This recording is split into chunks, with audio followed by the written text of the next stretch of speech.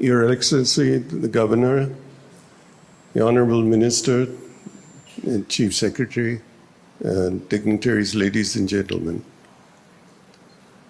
Walking around this Tea Hub building this afternoon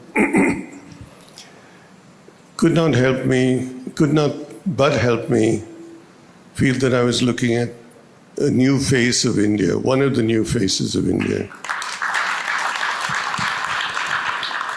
The face of entrepreneurship, innovation, and enterprise. Entrepreneurship and the sense of enterprise is not new in India. We're a nation of people who have been shopkeepers, small cottage industry managers and owners. We have done this over the years. We have been entrepreneurs, be it in agriculture, be it in traditional industries.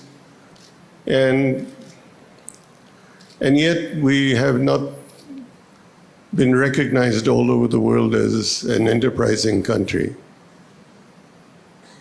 What we have not done is registered ourselves as an entrepreneurial nation in the new technologies of the world.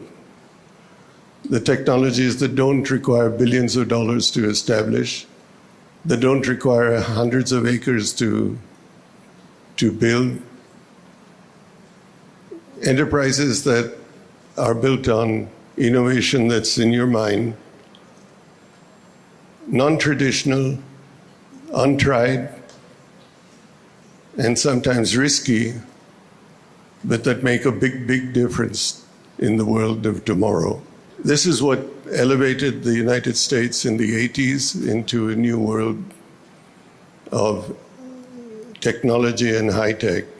It changed the way we live. It changes what we hold in our hands in terms of phones, communication. And yet India has only been a part of it through people who left India and gone elsewhere. And why? Because the environment here didn't support them. I grew up in an environment where if you had an idea, your boss or your manager politely told you, and sometimes not so politely, that you need to gain some experience before you open your mouth. You need to roll up your sleeves and spend 5 years on the shop floor.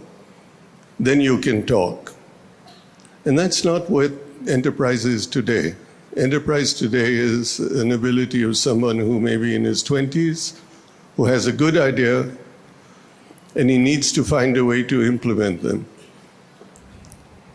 We now have an environment of venture capital that listens to that person, and we have a facility like this to enable that person to try out his idea, to bring it into reality or fruition in a manner that is interdisciplinary, open, and unifying. So this is, in fact, the first look at the new India of tomorrow. Tomorrow, day after tomorrow, etc. Not only in e-commerce, not only in e-retailing, etc., but in the exciting area of medical remedies, medical treatment, stem cells, life sciences. And this can be the starting point of that new wave. And so it's a great privilege to be here today. This is an area that needs all of our support and needs for us to be proud of what we have, but it needs for us to be keen to not be satisfied with what we have, but to go further and to be leaders in the world, not in the country alone. So my enthusiasm in the new India of tomorrow continues to be there. I continue to feel the need to support enterprising young Indian engineers and scientists.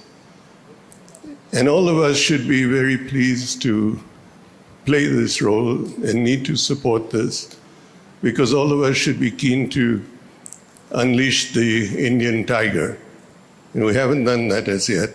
So let's all put our hearts and souls behind the fact that this is going to be the new India of tomorrow.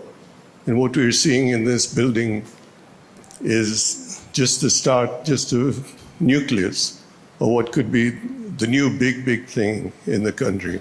And thank you very much for